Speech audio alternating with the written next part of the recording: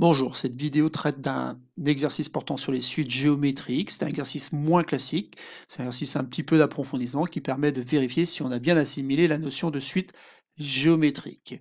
Donc dans un premier temps, voilà, donc quelle est la définition d'une suite géométrique? Une suite est dite géométrique si on a finalement la relation U indice n plus 1 est égal à Q fois U indice n.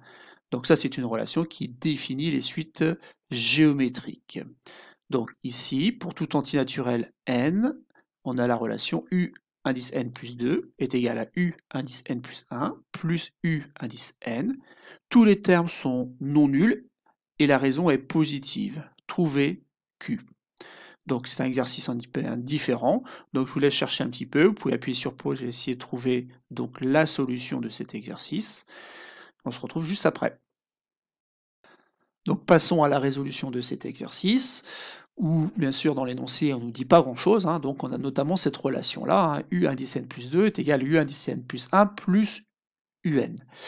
Bon, U indice n plus 1 c'est Q fois UN, c'est-à-dire que finalement à droite du signe égal, on a finalement des choses qui dépendent de UN. Donc la bonne idée ici, c'est de trouver une relation qui permettrait de remplacer U indice n plus 2 par quelque chose qui dépendrait de un. Bon, dans un premier temps, si j'utilise la relation précédente à un rang différent, je peux écrire ceci, hein, puisque finalement, une suite géométrique, ça permet de passer d'un terme au suivant, et le suivant par rapport à n plus 1, c'est bien n plus 2, en multipliant par q.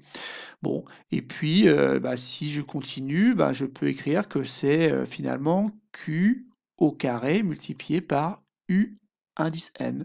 D'ailleurs, on a la relation du cours hein, qui permet de passer d'un terme de rang n à un terme de rang n plus 2 en deux étapes, et donc on multiplie par q au carré. Donc voilà.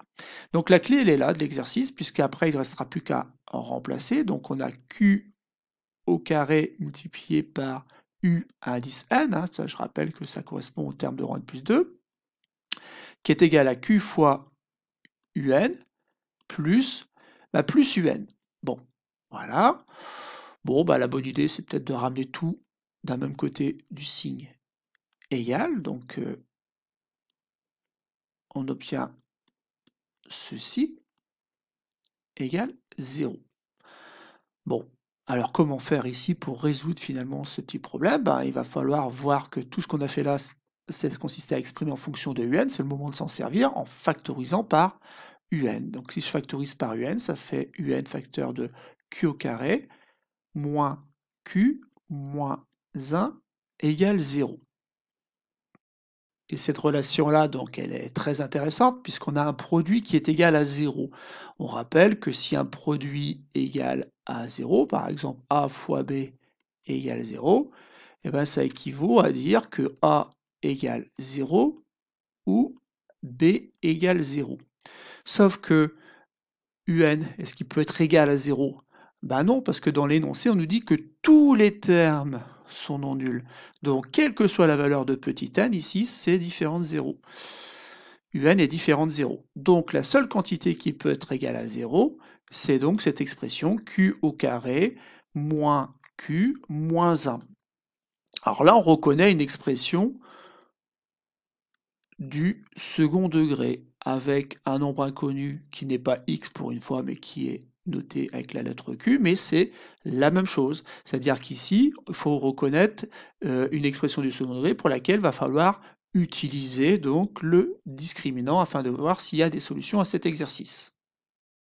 Donc ici, la quantité qu'on note généralement A vaut 1, B vaut moins 1 et C également.